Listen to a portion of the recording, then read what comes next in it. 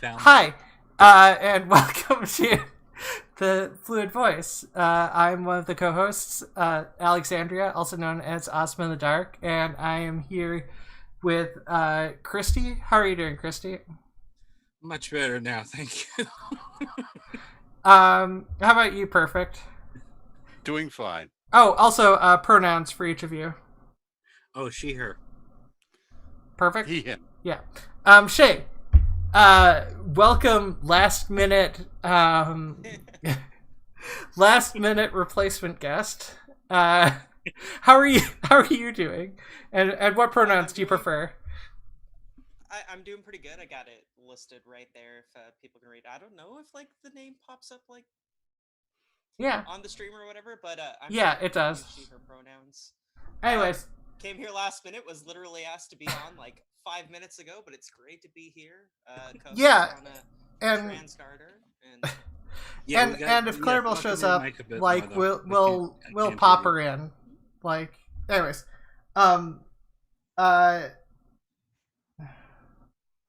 sorry, Christy, can you deal with stuff a little bit? I've got like a cat in my room who may or may not be wanting to leave. I can't tell. And so I'm just going to take it out of my room just to prevent it from peeing on stuff. It's a danger. It's a legit danger.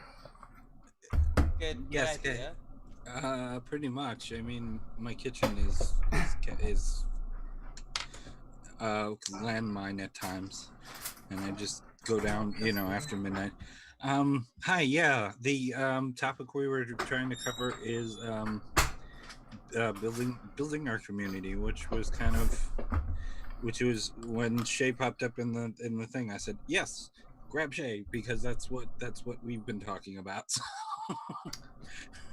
Yeah, and so out of curiosity, what are your thoughts on community? Both the trans community and also just community building in general. Just brief thoughts, like whichever one wants to speak up can. Go ahead. Okay. Well, they'll grab your well, mic closer. Sorry. Oh no, your volume just not only okay. Just random. If I don't. Okay. Is everything good? I'm so like. Oh, you're popping in and out. Okay. Okay. Wait. Our guest is also showing up, so we will have double the guest, double the fun. Oh, okay. Hi. There you are. Hello, Hey. Clarabelle. Yeah. Welcome. Yeah, Hey. welcome. Yeah, I'm sorry about that. No, it's fine. Yeah, it's okay. Like, let me know if the audio is better. Yes. life happens. So you can introduce yourself, Clarabelle. Hey, yeah, my name is Clarabelle Catlin. I am a photographer and I'm content creator based in Charlotte, North Carolina. Most of my vlogs are about my life as a trans woman and things like that. But I'm a pretty artistic person and yeah. Yeah.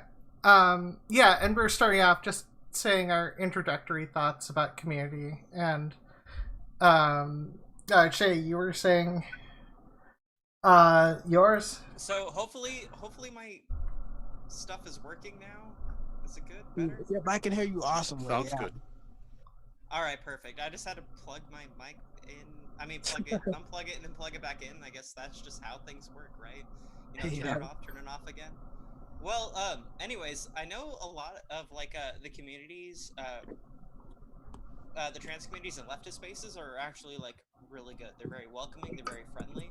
However, if you delve into like some of the like outside communities and like different like subgenres and like of YouTube, for instance, like maybe certain corners of like the polytheist community or certain corners of the atheist community, it tends to not be so much. You'll end up getting like tokens.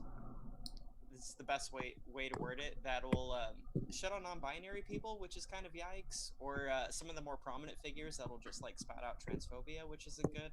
And Catlin and I actually started a channel called Transgarter to kind of help to mitigate that. We both have influence in the polytheist community and the atheist community, respectively, however small, and we're hoping to like kind of tap into that.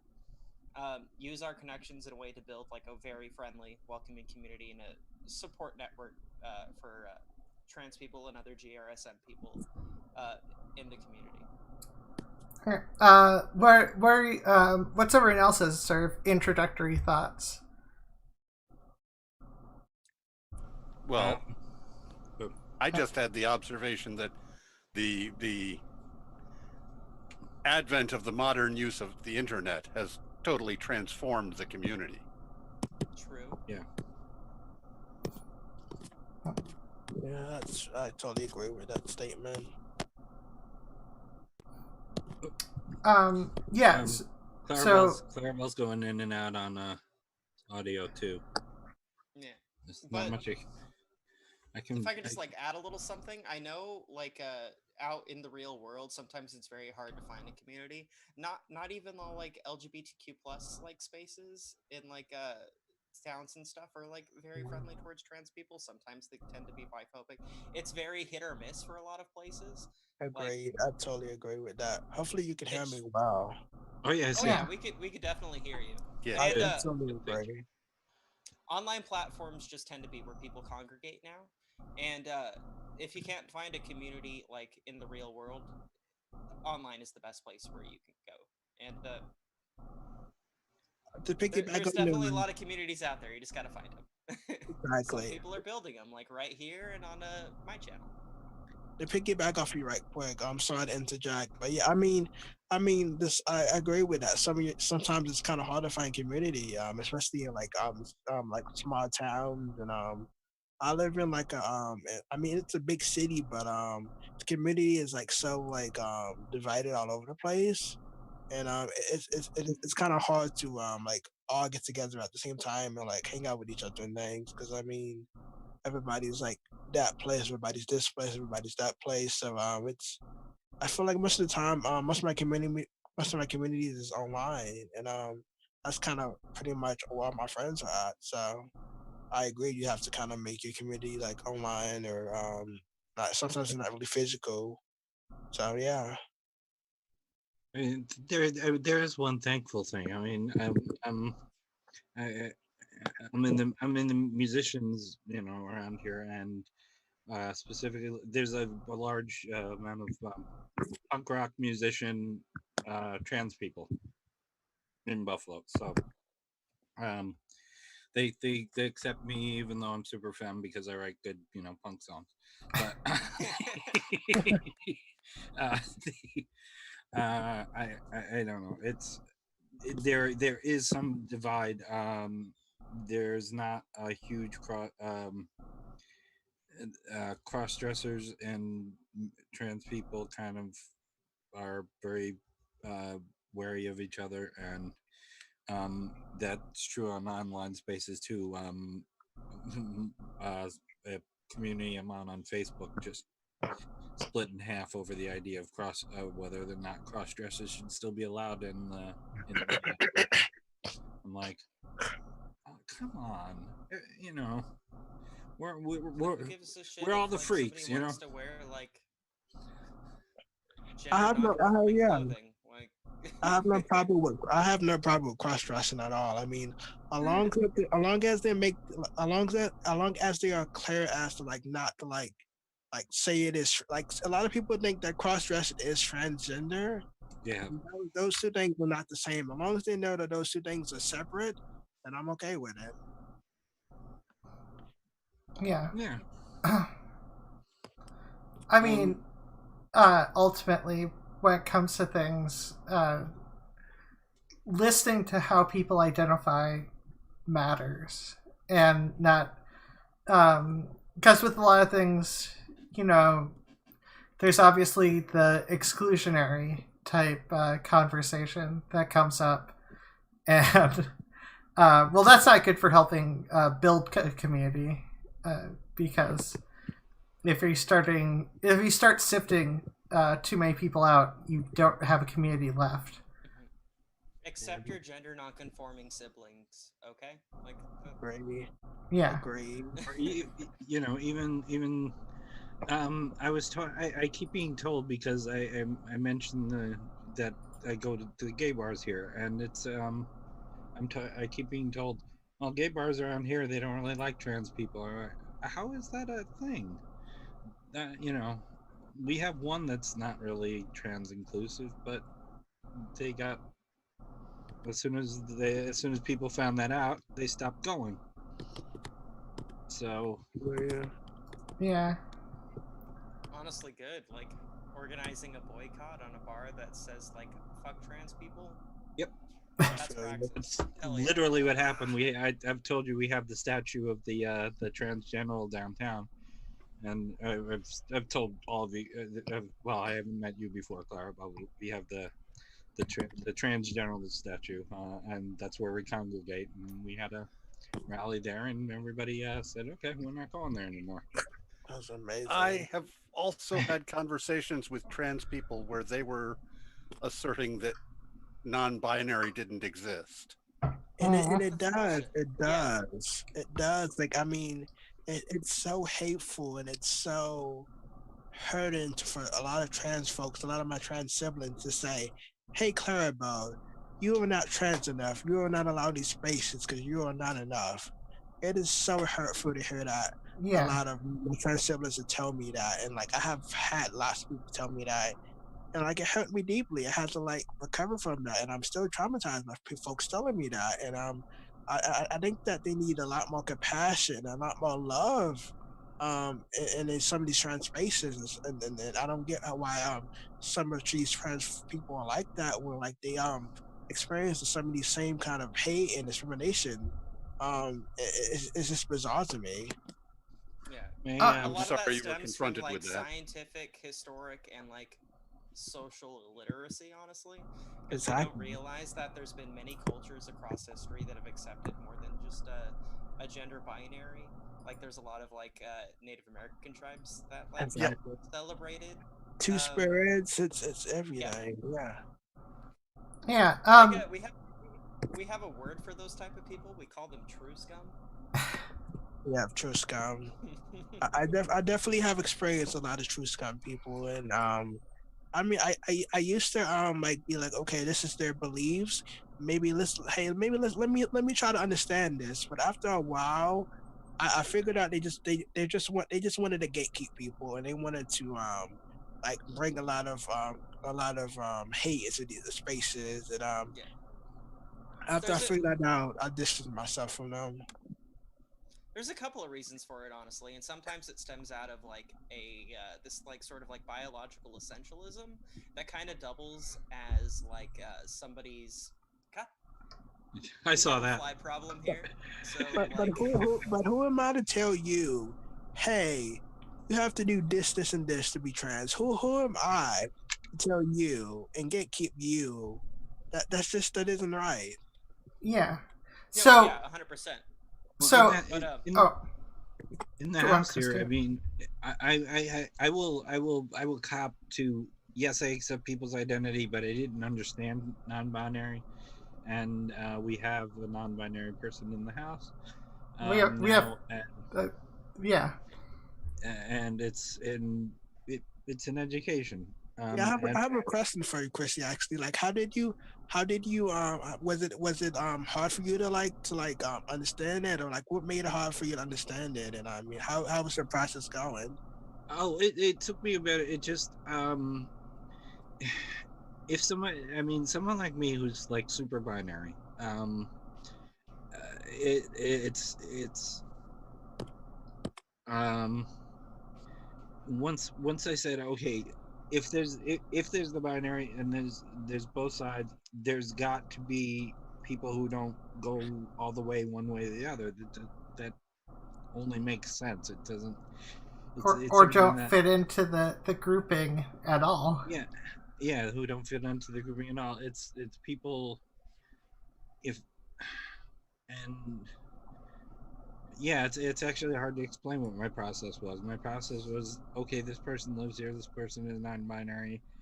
Um, I get some. I get some of what is going on, and then eventually, after several months, it was like, all right, I'm there with you, and it's kind of like not a single thought thing. It was, I mean, yes, I did go through the So, oh, because I'm also partially I'm intersex as well, so I'm also told I'm not actually trans, but there's nothing about being intersex that has changed my trans experience whatsoever. So yeah. yeah. I So, think it's just a lot of if you don't mind, bringing stuff back to the topic at hand, community. I'm sorry. What do you, well, don't apologize. A lot of this is about I'm having a sorry, good yeah, I conversation. would agree with her, yeah. So what do you guys consider important for community? What, Compassion. I think that we need more compassion in our communities. We need more understanding. We need to have more discussions.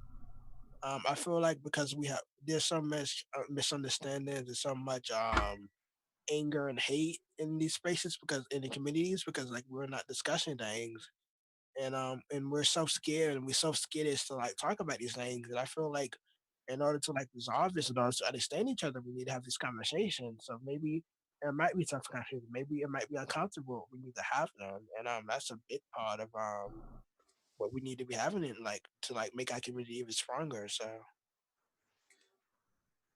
Um, last Trans Day of Remembrance, a friend of mine who's non-binary was on the list. Uh, I, I'm given to understand there was some pushback on whether they should be included. oh, And that's also something that greatly affected me as far as that. Just I didn't understand my friend half the time, but you know what the hell, we were still, you know. yeah. Sorry. Yeah, I can't go any further there. Just yeah. mentally. Oh, Clarabelle, I can't remember if I asked you earlier, and just to make sure, what are your pronouns? My pronouns are so the pronouns are a little confused for me right now. So I prefer they them pronouns, but frequently people call me Shae. Okay. It's a little. I mean, I'm not annoyed by it, but I prefer they them theirs. Like a Okay. lot of folks, like they're just they're like, oh, it's so difficult. I don't understand it. So I usually just say Shae. So Okay. Yeah. Just wanted to make sure with that because yeah. getting back into that habit. So they them pronouns would be cool. I mean, so yeah. Yeah. You know.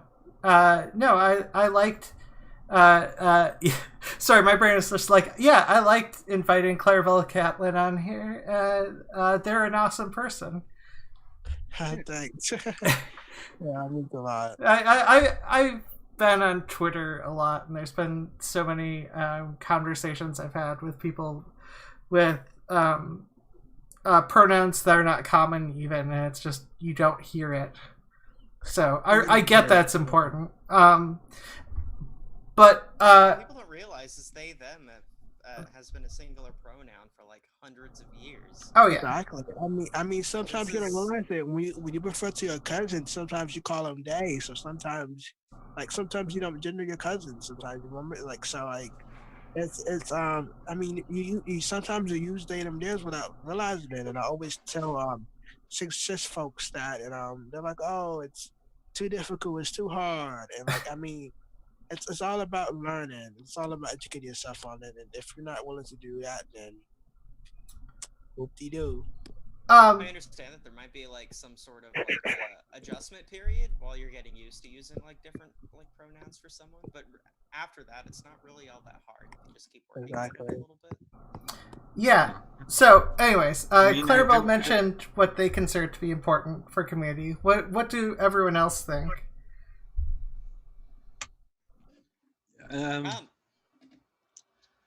Inclusion. And I mean, one of the things I did notice was on Twitter and Facebook, I was really not. I didn't have a lot of trans mask or non-binary people, and I kind of went out of my way to see if there are people I liked. I just tried to find them, and that's one of the things is more inclusion, because we start getting off into our little corners, and we don't even think about other people being there. You're making me real. Now you're making me think, and I have to write it. I have to write a note in to make sure to get a lot more trans mask people on this show later, because it's easy to instinctively go by people that. And the one person I did want potentially want on has said that they want to. Has said that he wants to go stealth or whatever on Twitter before, so I assumed that he wouldn't want to be on the show. Yeah, I feel like I hear a lot of. I feel like I hear a lot of mad voices though, like especially on Twitter. Yeah, but I mean, it's good to talk to other people, and it's good to. Exactly. It's good to help for having conversations. Which, if does anyone else have anything else to say about what they consider important for community? Solidarity, raising each other up, and taking everybody's voice into account, like when working things out. Not just that though, like support, like communal support. Like a community doesn't really work if like everybody's like always fighting. Like sometimes you need a little mediation, and that's like super easy to get to work out. Usually, like if somebody else gets between, you can help each other understand if like two people are whatever. But like solidarity is probably number one. Raising each other's voices, communal support, and yeah, I think those are my big things. Yeah, I think healing is another one for me. I feel like there's so much trauma that we go through with community and everything that I feel like sometimes we need to like have time to process that and recover from that and things like that. I mean, yeah. I think being available. I probably shouldn't say this out loud, but well, not many people have it. I've got my messenger is always my messenger phone is always on. So if somebody messages me and it has an emergency in the middle of the night, it's my phone. My phone will catch it. My regular phone won't, but anybody messengering me will get me. And yeah, the being available for each other is huge for me. Yeah, well, obviously, making sure to take care of yourself also helps with that. And I would be terrible at this, but like anytime I see something on Twitter where someone is having a rough time, I try to help if I can, or if I think I can, or try to do something. Yeah, I always feel like I should message them, but like I don't want to like seem like I don't want to do more damage than like to like I don't know. I'm always confused about what I should do if somebody like a lot of my friends are like not doing what I'm like. Should I message them? Should I just leave them alone? I'm not really sure. I think that one of the most important things that a community can do is find ways to encourage new people to be of service to that community. Yeah. Exactly. because yeah. that binds people to the community and it makes them feel valued. Yes. What would be a way that you would go about that? Well, you can be setting up networking for support with all kinds of things like where it can be an issue, housing, and housing for young people who are coming out, where they can have real housing issues. This is where I come in, because I have a pretty good network, and between me and a couple of other people, we work the shit out of, if anybody contacts us with especially younger people who got kicked out for being trans. That's Um, it's how do you even do that? Because I'm genuinely curious because obviously, I have failed to be helpful to people who have abusive families, and who the best thing for them to do, who are adults, and who the best thing for them to do would be to leave the house, but where are they? I don't know, where they're supposed to go or what they're supposed to do. Well, the Shae here is a good example. I couldn't get. I mean, I did some things that I think were important. I hope so. But I couldn't find the housing, so I went. So someone else, so someone else. I got someone else who knew who knew people where Shae is. I'm trying to be careful about what I say personally. Yeah. I just tell people that I live in the Phoenix area. There's like millions of people here, and it's a bunch of interconnected cities. I mean, I feel like I don't. I feel like I really dox myself that way. Exactly. I don't know. I'm in Charlotte. I mean, like, if somebody really wants to find me, I mean, it's cool for you. I mean, I'm not gonna open the door, so I mean, that's. I don't really care. Yeah, I'm pretty open about where I am. I've actually posted a shot of my street once. Yeah. I'm I have a mean dog on Twitter, so I don't know. Doxing might be an issue for me. My dog's pretty mean, so. I'm relatively open about where I am. I just don't like giving out too much information. Like, it feels. I like to feel the illusion that I have a little bit of privacy, at least at the moment. So I just stick to Minnesota. I mean, I do Patreon and stuff, so I mean, I send letters to people. So I mean, I guess it's too late to like be private now. So I'm like, oh well. Yeah, I am like, I need to find a way to get some money so I can have a PO box. So I don't have my. I mean, yeah, PO boxes are so expensive though. That's why I'm like. I know, that's the problem.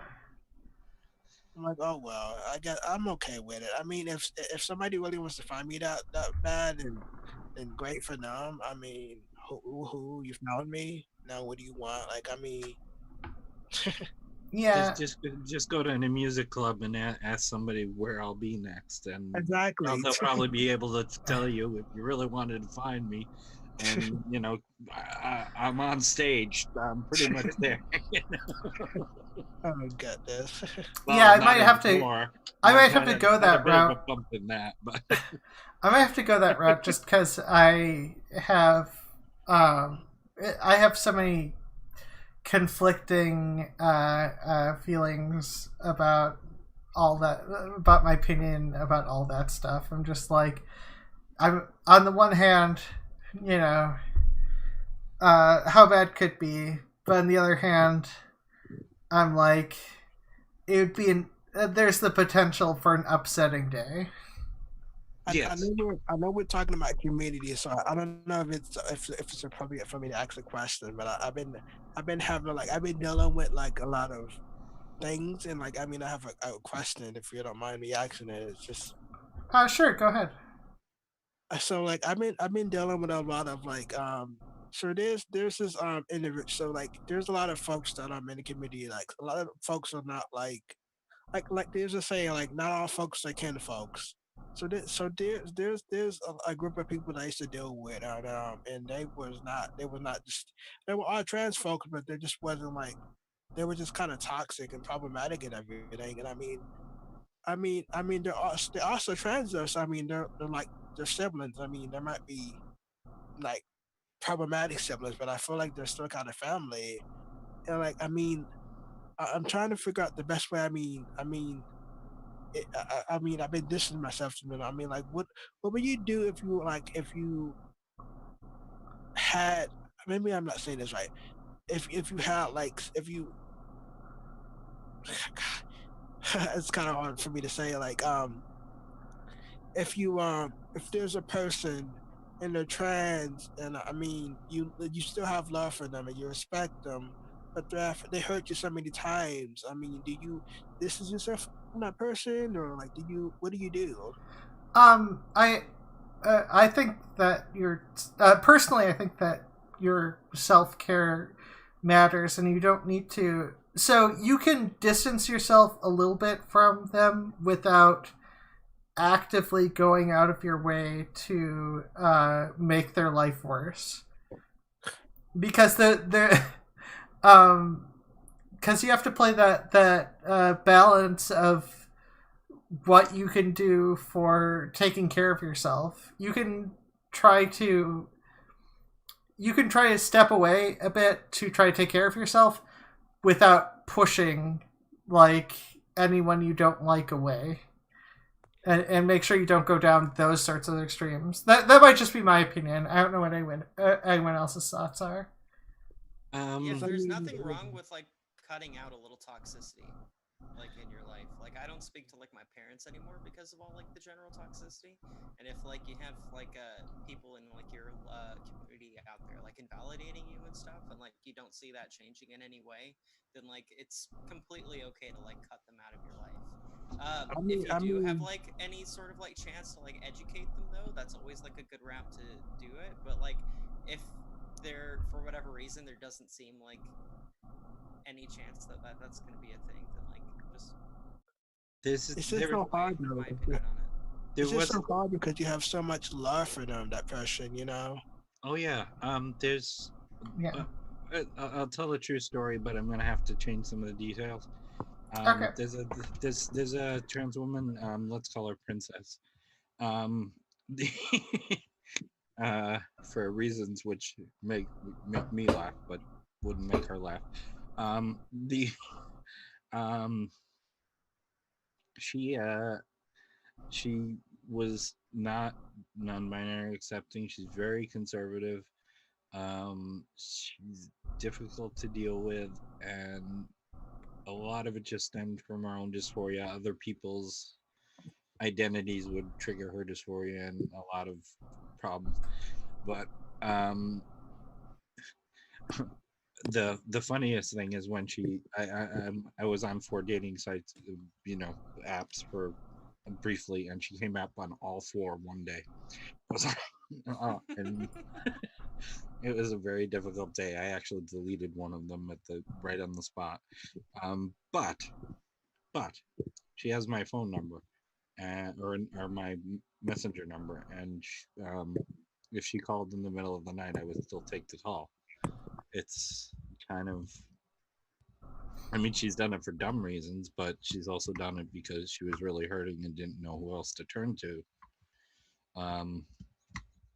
And I don't know which is which, and I would still, I've still talked her through stuff. So yeah, I still have love for her, but there's a toxicity that I have to distance from. It's a really hard balancing act. It really is, yeah. Yeah. I mean, this person. I mean, these are the people that like. I mean, we've been in so many tough situations together, and like it's Yeah. kind of it's like this bond. It's like family, really, and it's.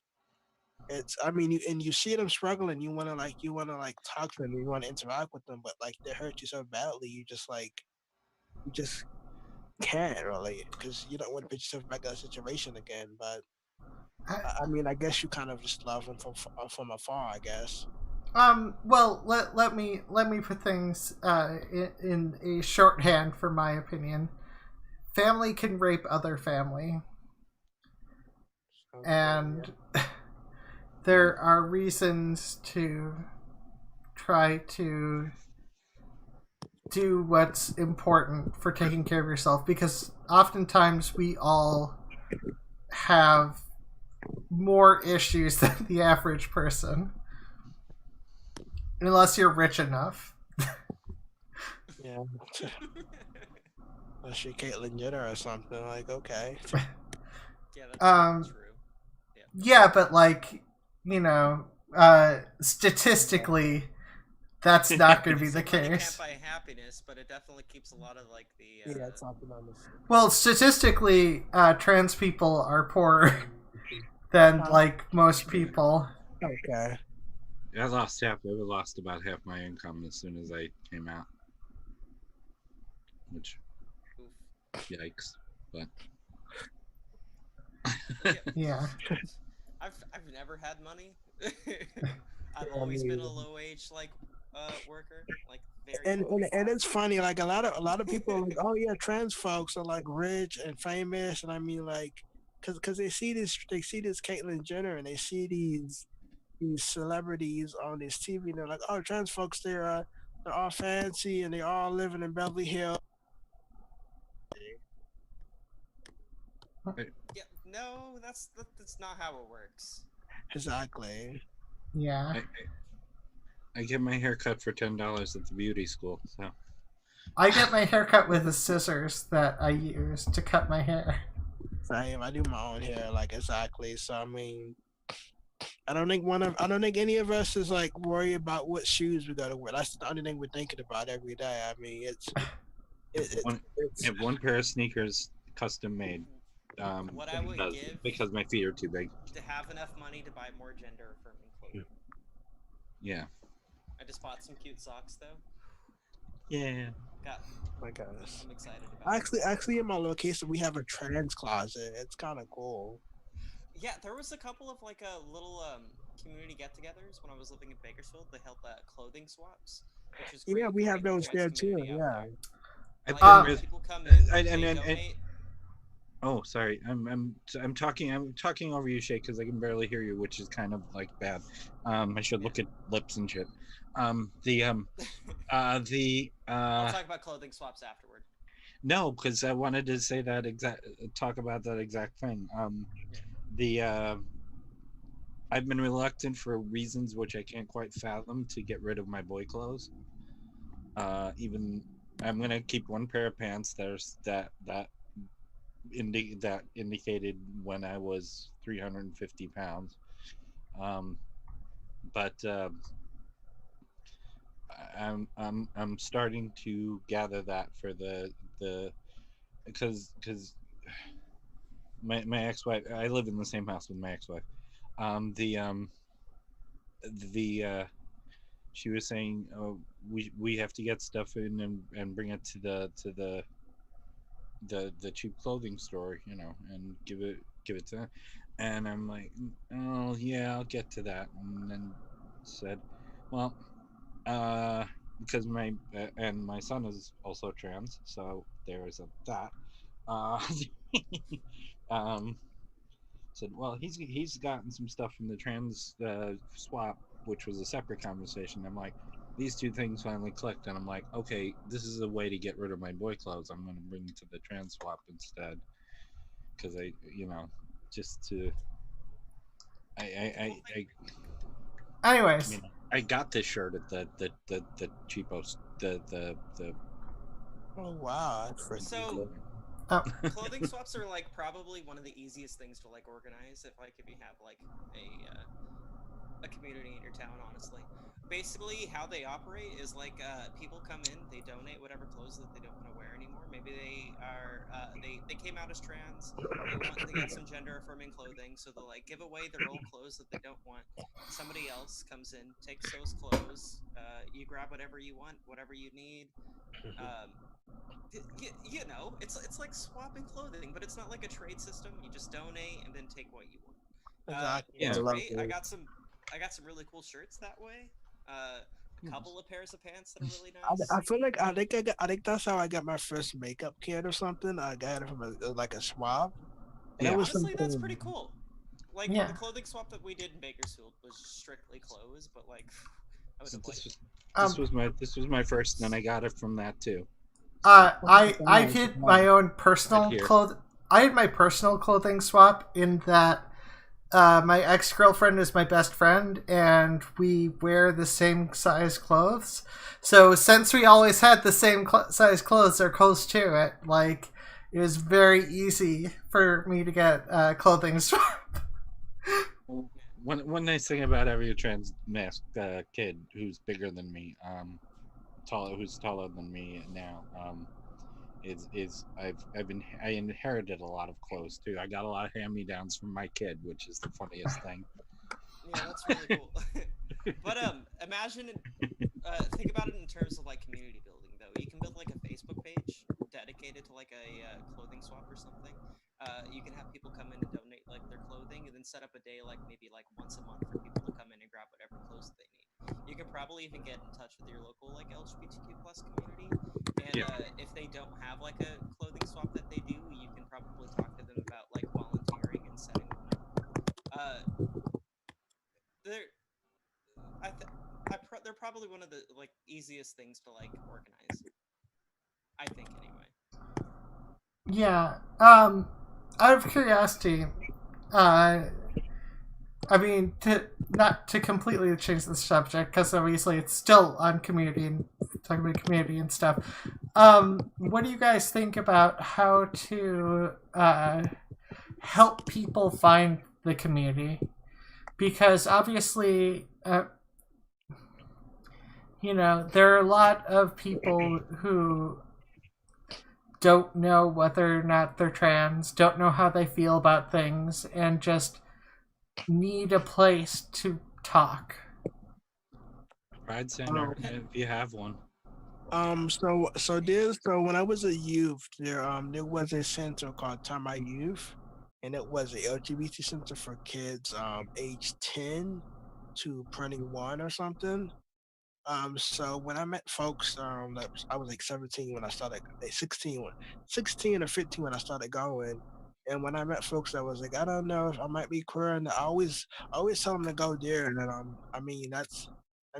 that was just we had like little discussions and meetings and group time and stuff. And I mean, that was a great place for to like if people in the community for them to go. And I would always invite them to go there. And yeah. Um, I would say there's a couple of ways to do this, honestly. You can point them in the direction of like YouTubers that you think are very like trans inclusive, that give people like advice when it comes to like either like transitioning or like if you need some help, if you're like questioning that kind of stuff. I watched a lot of Luxander, honestly. You Like know when I was like in the Sanders? questioning phase. Luxander. Luxander. I feel like that name's familiar. Yeah, the non-binary YouTuber. There was Okay. like one video specifically, like that they had about ways to like figure out if like you're trans or not, if you're like questioning, and like I took that advice. I wore some clothing, and then I cried for like 2 hours while I was home alone, and then it hit me. I think the first transition I saw was Laverne Cox. Yeah, Laverne Cox. Wait, who? Laverne Cox. That was huge for me. Oh, yeah. Yeah, that was really huge for me. I seen her and I was like, it's something familiar. It was like kind of a little spark, kind of like lit in me. I was like, I feel like I don't know, we're kind of the same. Like I don't know, it was just something that so familiar with her and me, and I mean that's kind of what made me came out, I guess. Yeah, there's also these I guess you can call them like classes or support groups that you can find in like your local LGBTQ plus community. There was something that we had in Bakersfield called Gender Rebels, actually, that went over like all of the ins and outs of like being trans and questioning and stuff, and like even in regards to your sexuality as well, a lot of questioning people actually came in and like discovered themselves that way. It's great if your community has one. I point to YouTube at first though, because like that just, it's super easily accessible, and if your community doesn't have one of those classes, like gender rebels for instance, then like Well, I've said before, it was a person on Twitter who put me who finally cracked me. She there was just something I started following more trans people on Twitter, which was the thing. That was a clue right there. I started following everybody trans on Twitter, but there was one who just said something, and I was like, okay, I'm in. But sign me up for this. Sign me up for the newsletter. Whatever you got. Yeah, my experience is the weird one here because I didn't. I didn't know anyone, so I honestly just learned more about things and bred the DSM-3. Yeah. And eventually... Does the DSM-3 have like some yikesy stuff when it comes to like... Very yikesy, but... Well, yeah, but like, I didn't have a lot of options for information, and it was a mixture of that and just... finally hitting a wall where I just didn't know what else. I ran out of other options, sort of thing. Yeah, honestly, if it helped you figure yourself out, that's amazing. Just like at the same time, I'm like, DSM-3, that's been used to fucking attack people. Well, yeah, but like. Yeah, I mean, I don't disagree. It's just, and probably part of the reason why I was a lot closer to transmedicalism. Well, I mean, I knew when I was 9. Somebody asked me today, and I really sat back and figured 9 is the earliest I can trace it to. Although things my mom has told me has given me a hint that it was much earlier than I knew, but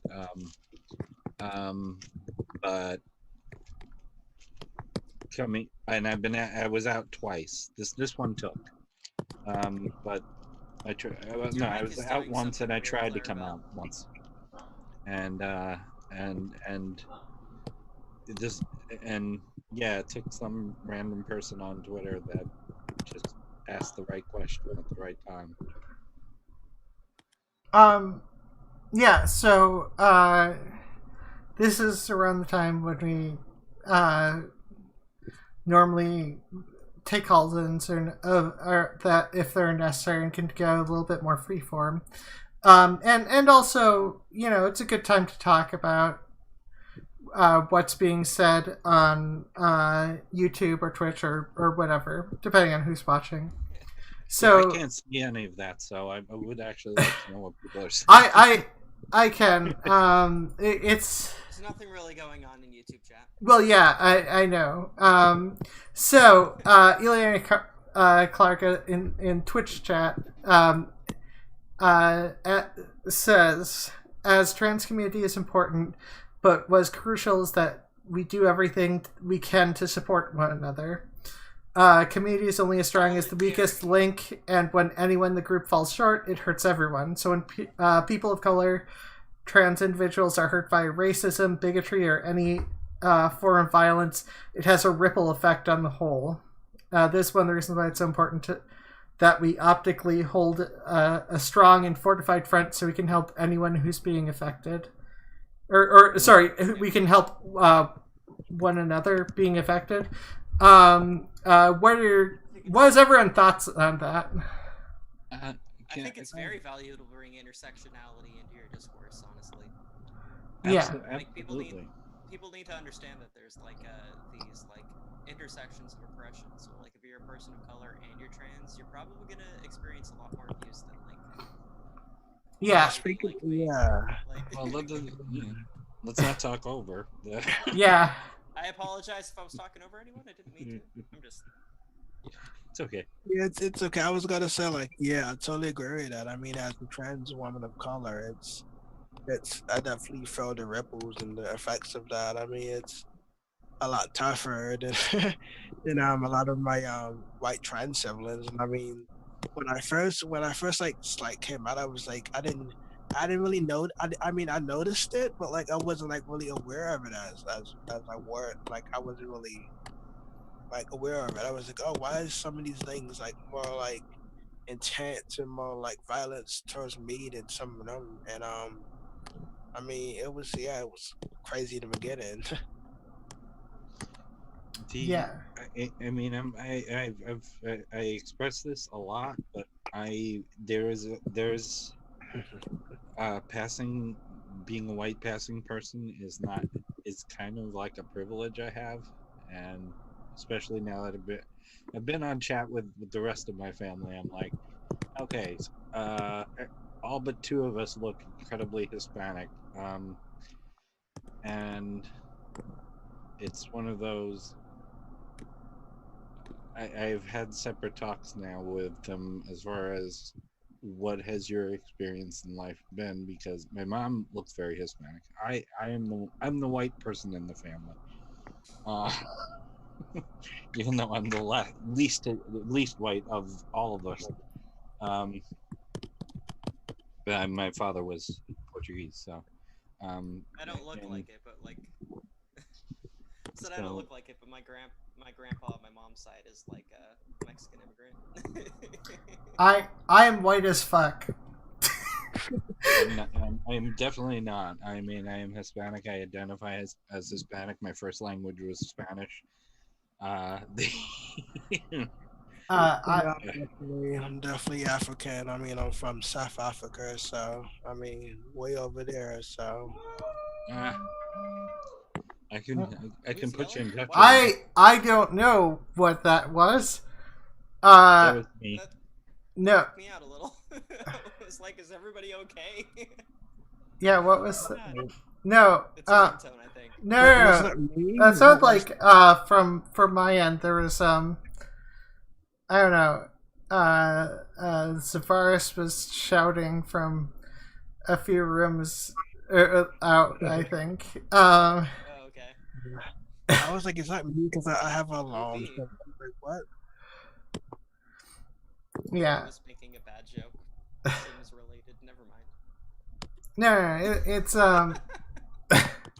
so in general, obviously intersectionality is really important, and I think being aware of I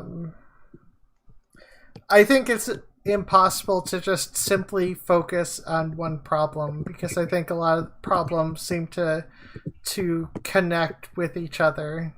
Problems can overlap and problems can compound, obviously.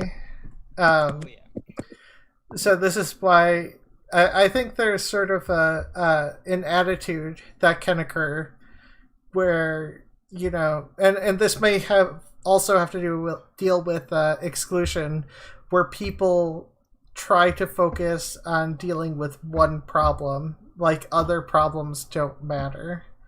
Basically the problem that affects them. So if like I only talked about trans issues and nothing else and ignored other stuff and decided who was trans or whatnot, that would be, I mean, there'd be a lot of problems with that. Yeah. We don't take kindly to gatekeeping around here. No. And if the centers and stuff don't feel welcoming to a broad swath of people, I mean, our Pride Center is good. I mean, there's so much about Buffalo that I love, just as far as being trans, that it's kind of weird. I almost feel bad for everybody else. It's like, everybody come here. We're great here. Not that I haven't had trouble, not that I haven't been threatened, but our Pride Center is it's very intersectional, and our most the clinic is attached to it. I mean, they have shared address at least.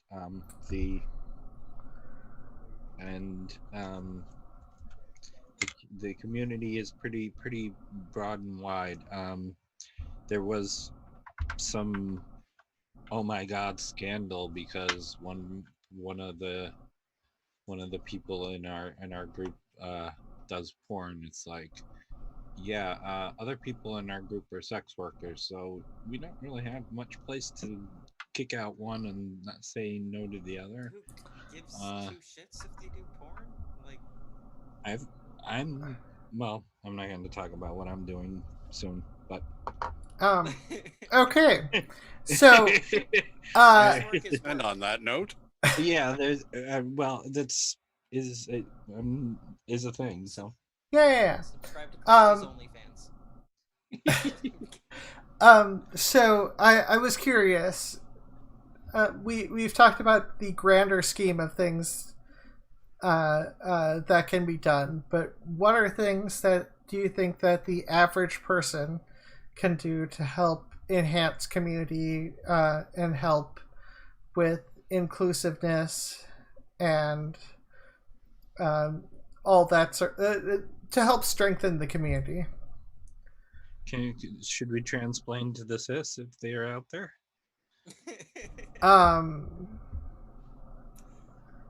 Wait, I'm what? Well, Perfict not only is the token cis person for this channel. Yeah. His girlfriend in the chat right there is cis too, so like we could explain some things. You know what? Perfict being here is actually a community building thing. I'm so grateful to have him here. Yeah. And allies listen to us is kind of where we're at. We're not always right, but we kind of know ourselves a little better than you do. Yeah, I've been learning and I think becoming better at being an ally. Yeah, and yes, I'm sure. That's it. That's another one of those real big points on solidarity is don't talk over marginalized folks. You gotta listen to them and hear about their struggles and try to work out the solutions that they come forth with. You know what I mean? Hopefully I'm explaining this right, but it's one of the biggest tenets of solidarity. Well, yeah. So everybody's dead silent. Yeah, and I was thinking more about some of the other things that. So in my mind, I would think that making sure to say something and not letting everything go. So if someone is doing something problematic, make it clear that you have a problem with it. That's what I tend to always do on Twitter. I've always found myself in Twitter battles sometimes because I'm always like, hey, that's a little problematic. Maybe you should have went about that another way. And so that's totally Oh yeah, I've been in the middle of a Twitter war where everybody was actually agreeing with each other. So I didn't realize that it's none of you are disagreeing, you're just warring for whatever reason. Yeah, remind me not to get into battles with the stone toss stands, okay? Yes. I don't understand what that means. I trust me, it's Shae was there, so there was Gotcha. an inside joke, I think. So every once in a while, I will get in Twitter wars with really yikesy figures on the right. And recently, I got in kind of a beef with this pumpkin head who was a very big stone toss fan. They're a JQer and that transphobia and race realist idealism. and me and a couple other people were just like dunking on him because he's like a straight up science denialist, and he started projecting at the end, and I thought that was really funny. But, like, I've been in a Twitter war the last few days with some quote unquote allies who are also being language policing us. So But that being said, it is important to listen to allies. Like, I mean, I consider Perfict to be an ally. That's my opinion. I consider Svarus, even though he's yelling from the other room. He's an ally. Yeah, but like, it's important like to with the movement than I am. But it's important to listen to other people, and Perfict does have good views and good points that come up, and you know, ultimately, it's not up to Perfict to constantly agree with us. It's actually good because people can end up circling the drain and end up with a bad idea that no one wants to disagree with. And it's important to hear outside, even as bad as that can be sometimes. I mean, if a such person like says some like something that I mean messed up, then I mean, of course I'm going to disagree with them. So I mean, Well, yeah, it depends when it comes to that kind of thing. But I mean, Very context dependent. exactly. well, yeah, it's just also. It's also something that is important because, especially because cis people are the majority. And if you don't know what the majority is thinking or how the majority can think about a situation, then it makes it really hard to help anyone. Honestly. Yeah. Sometimes you have to reach people at a certain level in order to like educate them. I think it's better if it comes from within us first. I mean, you know. Well, I think you can. Don't go around licking no boots. Well, I think you can listen and not talk over. Oh, sorry, I just talked over you. I'm really bad at this. Okay? Good comedic effect. Talk about it later. I apologize. I try to, before I engage like in any kind of like quote unquote Twitter battle or whatever. I like to like know the whole story. I like to like observe and sit back a little before I say anything. That's Yeah. why that's why a lot of folks are like, why you didn't say anything, blah blah blah. I like to sit back. I'm going to collect my thoughts and I'm going to say something about it. That's kind of my what I do. I mean, I kind of lost my train of thought a little bit, but yeah. Well, I mean, you have to try to figure out the general context of what's going on before you try to figure out what's actually going on. Yeah, there's the three levels of that I call it. I have three levels of Twitter thing, which is okay, you're coming at it from a place where a real place or a decent place, even if you're wrong. And so I will engage with you along. You're on then there's second is you're on a short leash. Let's see what you have to say, but I'm not ready to listen yet. And the last one, of course, is fuck you. I'm sorry, this is funny. So, like, did any of y'all use the Citizen app? No, I don't know what that is. Okay, No. my mom. By the way, my mom's also trans, which is awesome. She showed me this app called Citizen, and it's really, I mean, especially at this time with the pandemic and everything, it's a good app to indicate you about what's going on in your area in terms of that and everything. And I mean, I don't know, it's kind of all related to the topic, but I mean, I looked on the app and it was like women asserted with a T-shirt, so it's kind of funny. I don't know, that was kind of funny to me. Yeah. Yeah. I think there's a lot of mileage that can be gotten out of the see something, say something sort of principle. and it's a lot of what allies can provide, is that just saying to somebody, that's not cool. Just, they make a comment and you just, that's not cool. And yeah, they and say, and well, what do you think? You know, you want to police me? You want to tell me? You say, no, I'm telling you, it's not cool. I've done my job. That's all I'm doing. I'm telling you that was not cool. yeah, but I mean also,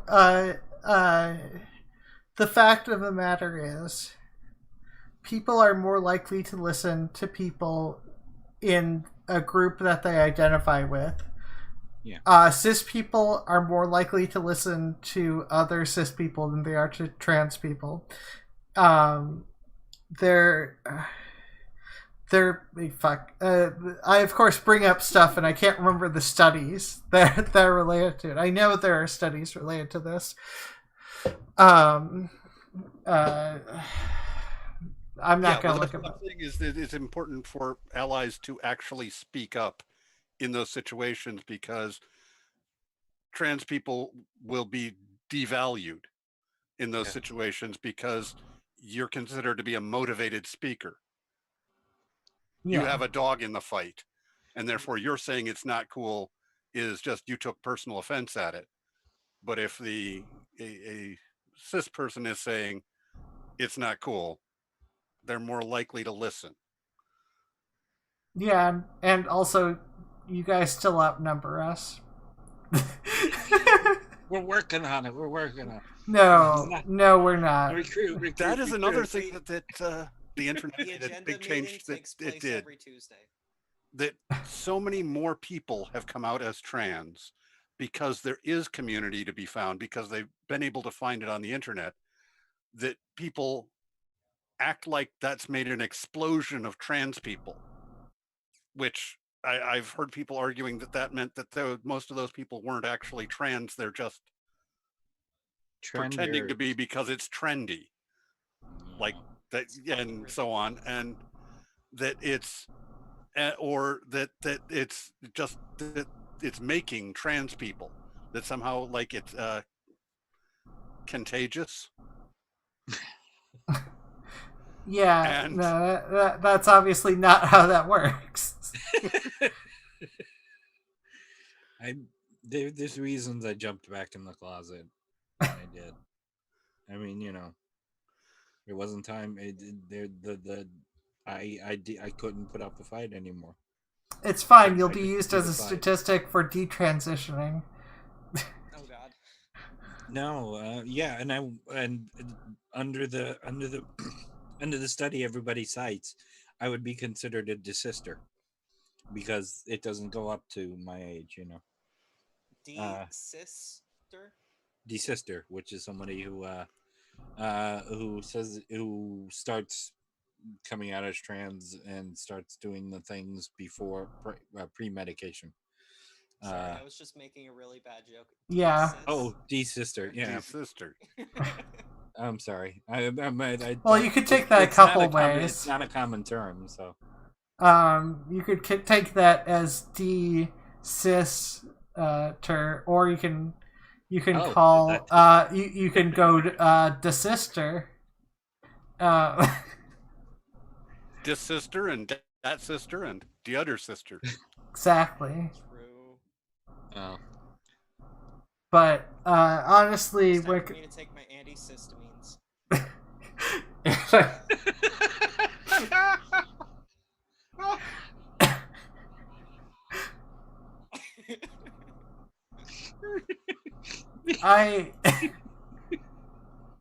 I don't know what to say to that.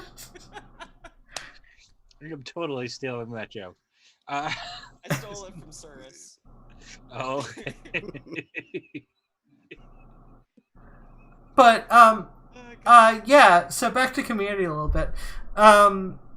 So I get the impression that obviously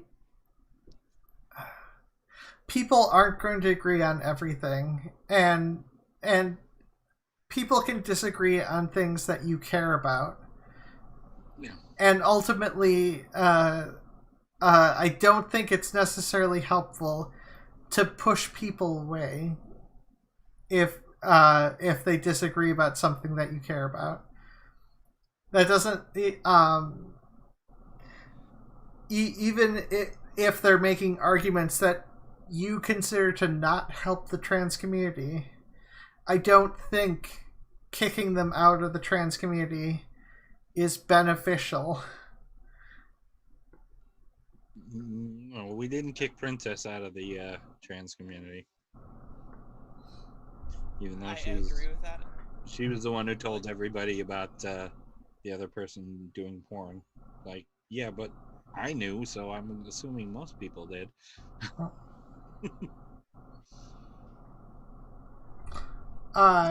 It's on her Facebook page, for God's sakes.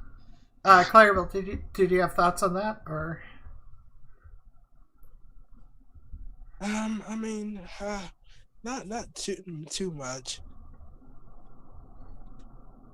Okay. I 100% agree with you, Ozma. I feel like kicking people out should be like the very last resort, like if 100% like necessary. I feel like educating and is probably the best bet to go. If like somebody has like some sort of like yaggsy opinion, like I've had like friendly like conversations with trans medicalists that I've been able to like turn them around from like that ideology. So it's definitely Okay. possible. Sometimes it takes a little effort. Sometimes it takes weeks of conversation. But like it can happen if you approach it a certain way. I would never have a discussion with a trans medical again. I mean, well, there's certain types, definitely not. But like, I had one with Calvin Guerrero one time. It was terrible. I mean, he's probably not someone that you can educate. Yeah, I tried to, but it was just a shit show, and I mean, it ended up like causing me more harm than anything. So, oh yeah, yeah, I believe it would have happened like that. He's not someone that you can educate. He's been in debates with people, I'm pretty sure, and like so no, they have a profit motive, and they're not gonna like do anything that'll like keep them from getting money. And also, like, ContraPoint just did a whole video on this. Actually, it's cringe. I was trans medicalists who are trans. I really don't think that that's necessarily a bar to them, barring them from the community is the right choice there. Yeah. Yeah. And how far do you have to go? I don't think that that's far enough. And it does raise the question of just how many trans Nazis there are. How far? I mean, all communities can go. Finally, okay, they're a Nazi, and we're just having them around is too much of a problem. But what qualifies as that point when you can say they're just too much of a problem? They drive people away from the community. Well, the last thing I want to do is like. Sorry if I was talking over you, Christy. Yeah, I'm gonna throw this out. When you get to the Blair White Rose of Dawn place, or Blair White and her understudy Rose of Dawn, as Natalie called her, then we just got to say no, because it's too much. That is way too much harm to the community. Okay. I would accept both of.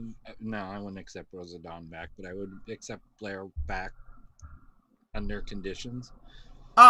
So actually, this brings us actually to another interesting question. What's your opinion on optics when it comes to the trans community? I don't want to finish what it was like. Oh, yeah, sorry.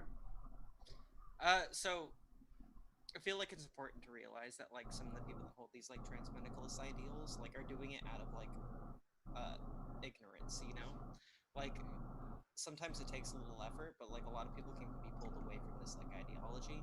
The last thing you want to do is like take somebody who's like desperately needs support and might hold a couple of yaggsy ideas and like throw them to the wolves, you know what I mean? All that can like end up doing is like further radicalizing them in like a negative direction direction. It can make them have even yaxier opinions. It can even make them like more of a Blair White Rosadon type. So if you do have some pull, like try and help out as much as you can until it's like too much.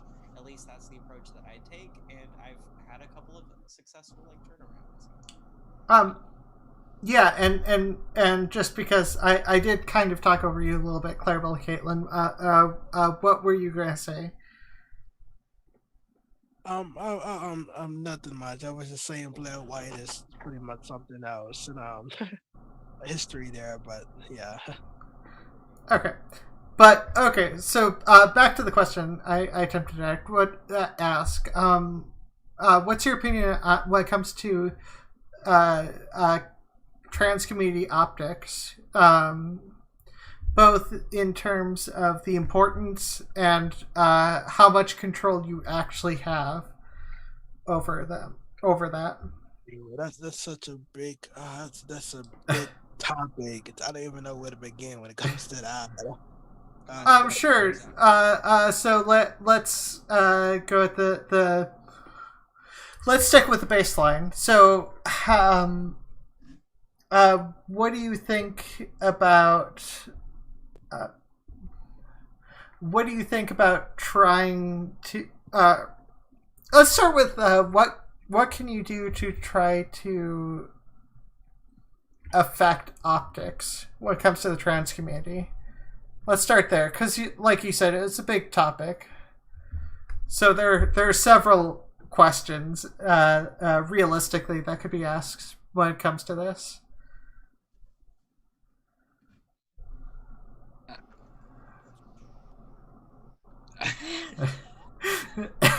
I'm sorry, it's just like a little bit too vague.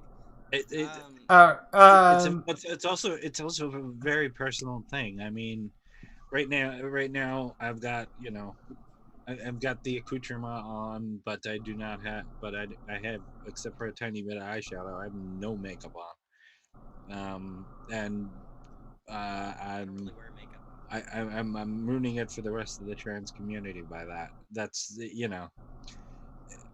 how do you do optics? I'm hyper femme because that's what I want to be, Everybody has their own expression. Optics is an individualized thing. I think Shae looks cute. I think Clarabelle looks cute. I think you look cute.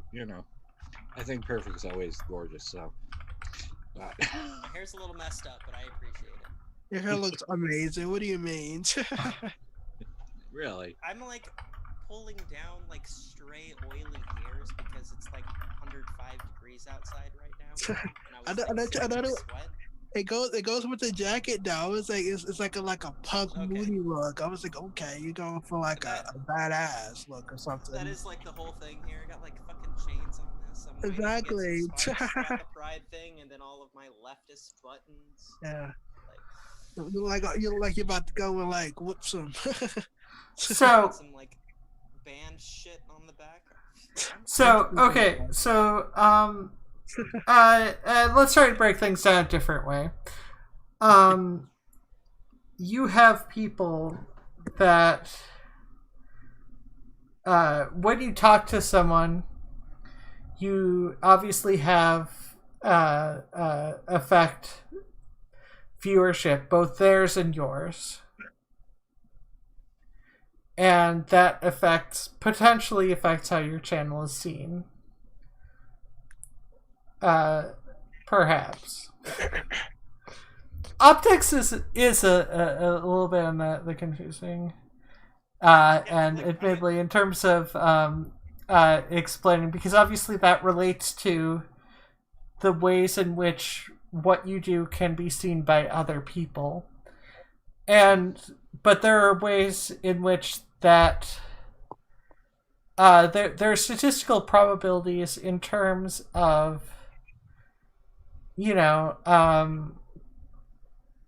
who gets seen. There's statistical probabilities in how something is seen. Dave Rubin doesn't push back at all. So obviously there is a potential implication of support when it comes to the optics of Dave Rubin. Well, I mean, especially when Dave Rubin is talking to Rave Dubin. No, but you know, you can't completely deny, like, how you do, or sorry, how you do, what you do affects how people sees, so how people see the community. If you're all they see, you're the first person they see, that affects how they see the community. So what exactly do you view in terms of the importance of how you're seen, or try to control at the very least what you can in terms of how you're seen when it comes to the trans community? See, when you say things like this, the only people that keep coming to head are like ContraPoints, who has had some like kind of like you know, some justified criticism thrown her way, and then Vosh and like Xanderhall as well. Like, don't get me wrong, I love me some edgy veggies, and like the debate bro thing. A lot of people end up getting like pulled away from the right that way.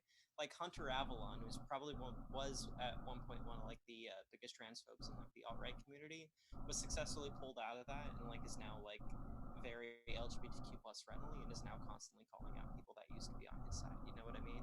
Like, there's definitely like a use for that. I'm all for diversity of tactics. However, like, you should probably watch some of the things that like coming out of your mouth every once in a while. Like, it's not good to platform like certain individuals unless you can like thoroughly like debunk and like take down like the kinds of like weird shit that they're saying. Vosh on one hand is like very skilled at that. Sometimes Xanderhall not too much, but like he's been very good at debating like transphobes and transmeds and all that kind of thing. The Buck Angel thing wasn't like very good. Like, I understand it was like a 15-second clip or whatever, but like it does get his name out there, and not. I just found out who he was recently. Yeah. And I didn't know who he was at first, but someone, isn't he? He's like a he's like a YouTuber, like Buck Angel, or he's a trans man and a porn star who is very MB-phobic. Ah, okay. Yeah. Yeah. Well, when you come to Vosh, I mean, he is LGBT, so Q, so that does. Yeah. Is he pansexual or bisexual? I can't remember. He's pan. He's quite the pan. And Xander is a little more problematic for reasons. I heard he wasn't nice to people though. That's why I'm not sure about him.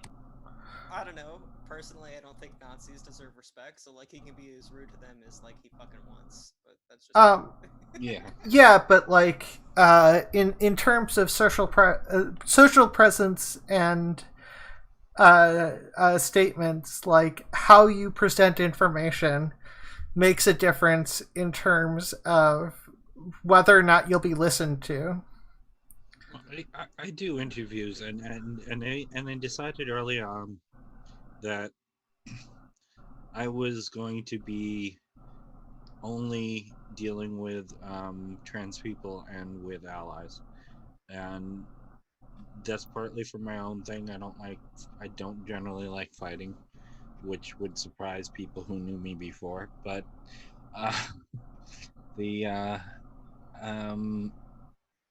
and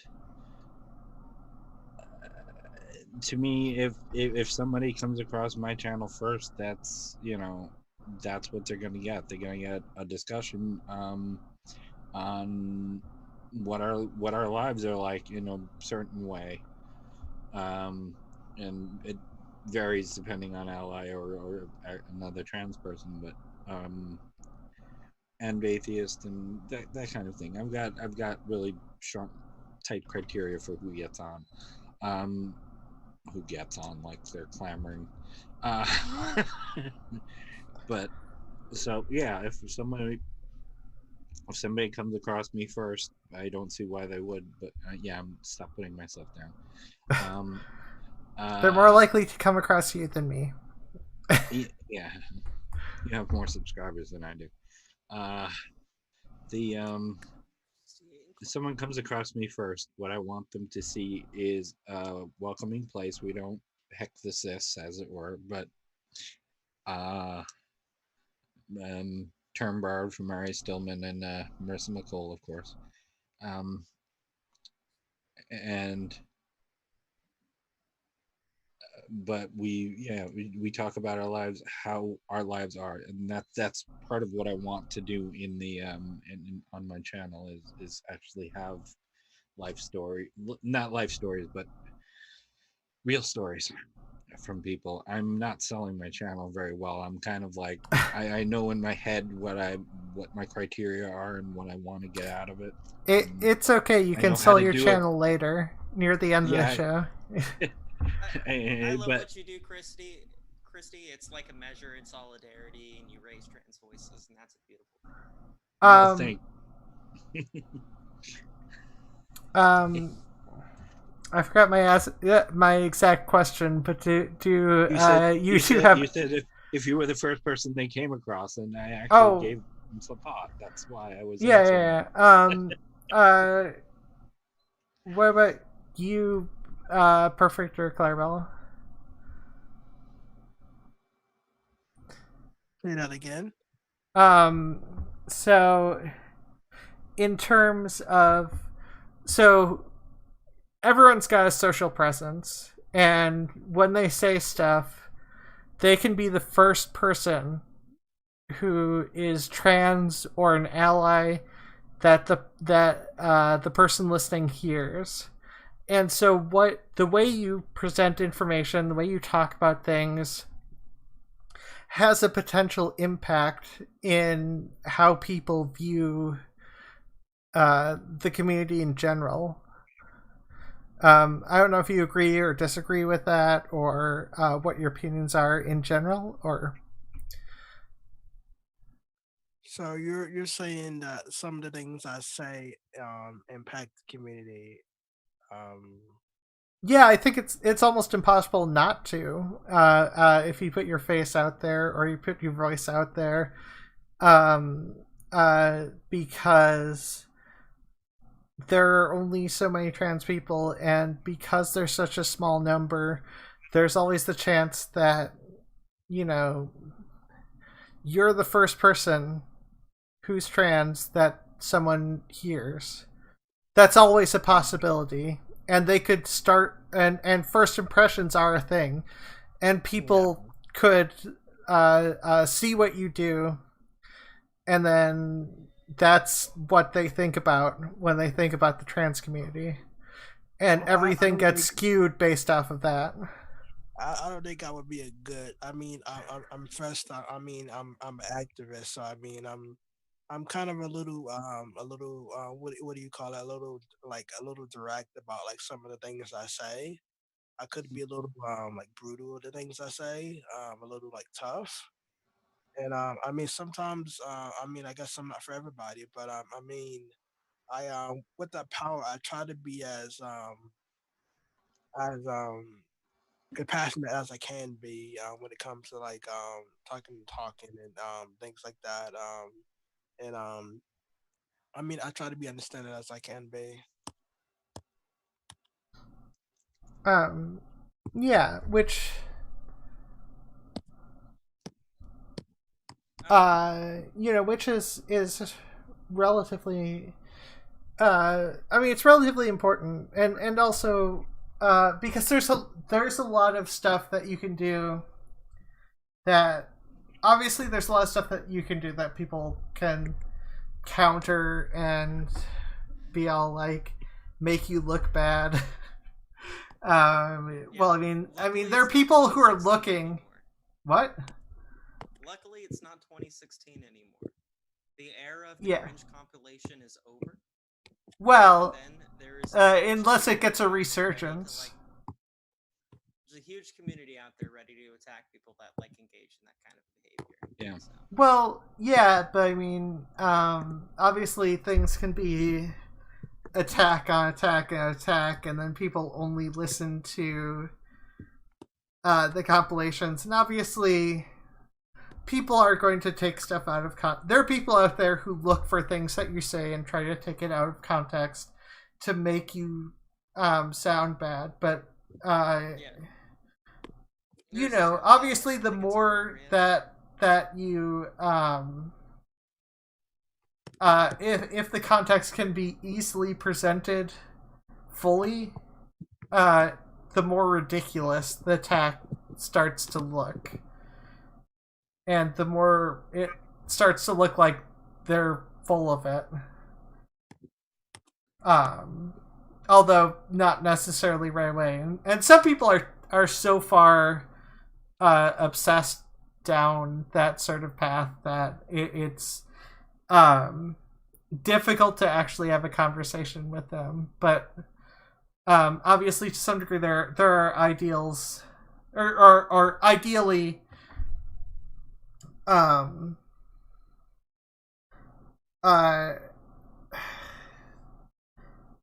the more people look like they're afraid to talk to people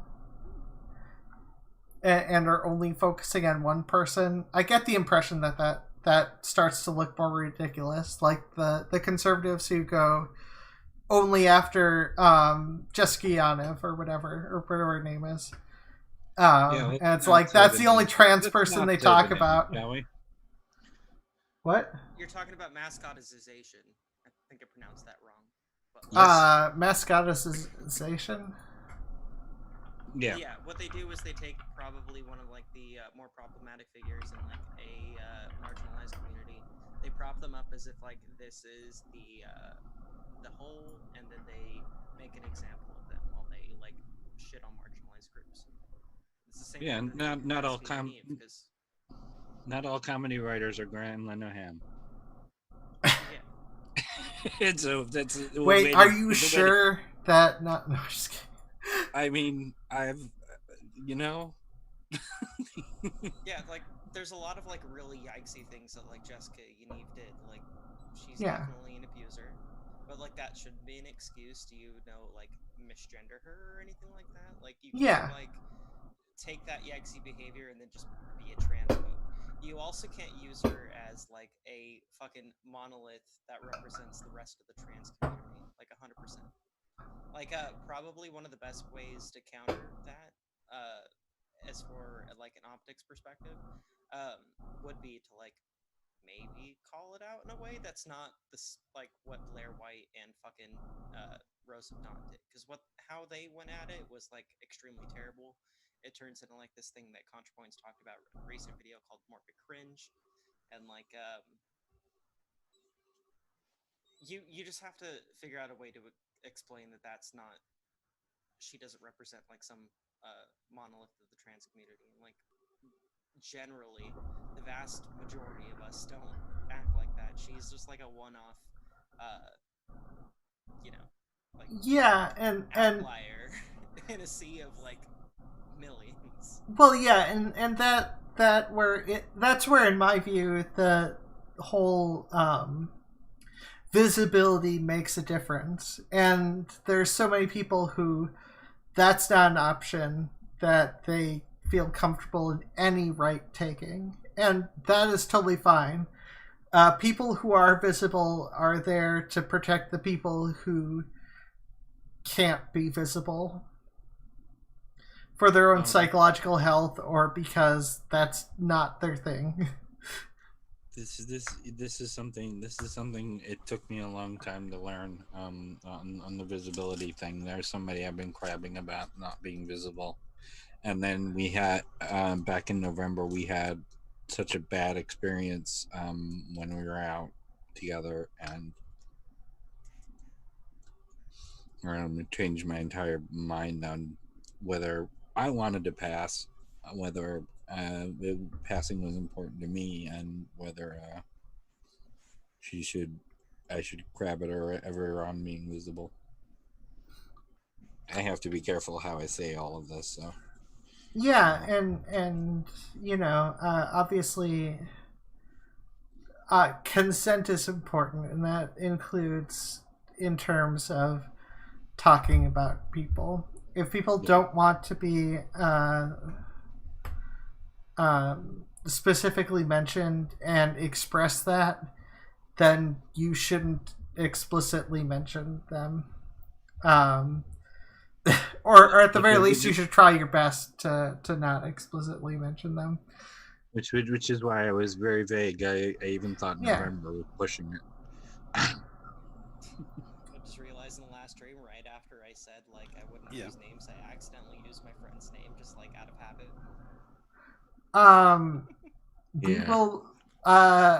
We will just pretend that didn't happen.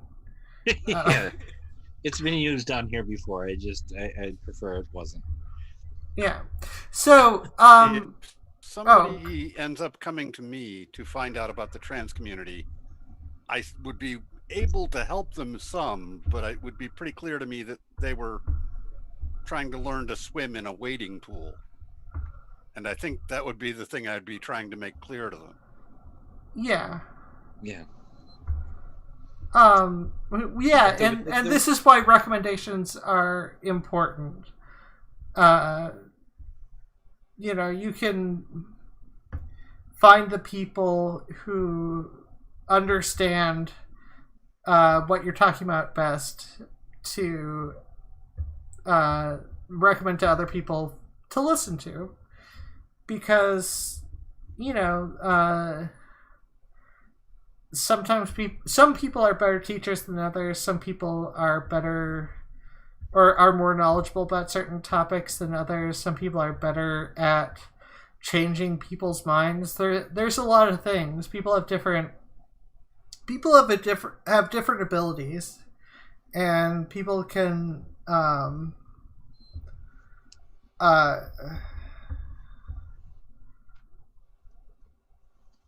people can generally do something. But that being said, we are getting fairly close to the end of the show.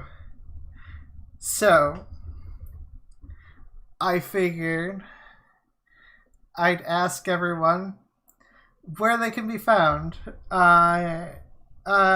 Let's start with you, Christy. Saving the best for last, which is obviously Clarabelle. That is too scholar too sweet. I'm definitely not. I am biased, so I follow you on Twitter. You know that, or did you not know that? I need your by the way, after this is done, because I'm gonna follow you, and we're gonna. It should be in the live stream. I put the link stream, and in the description, I've got the link stream and the Twitter app. I think I have the Twitter. I should have the Twitter app as well. As well. Yeah, I checked my Twitter and I was like, oh yeah, like somebody tagged me. Anyway, so Christy, Abbey, what are you working on, and where can people find you? I have the longest one. That's the problem. I'm on Twitter at Normality Quake, one word. Normality Quake. No, the Quake of Normality, because I was pretty fucking pretentious 10 years ago. Christy Abbey YouTube. I've restarted for here and there my Chris Abbey music, which is also my other YouTube channel. I actually dropped something this weekend without telling anybody. I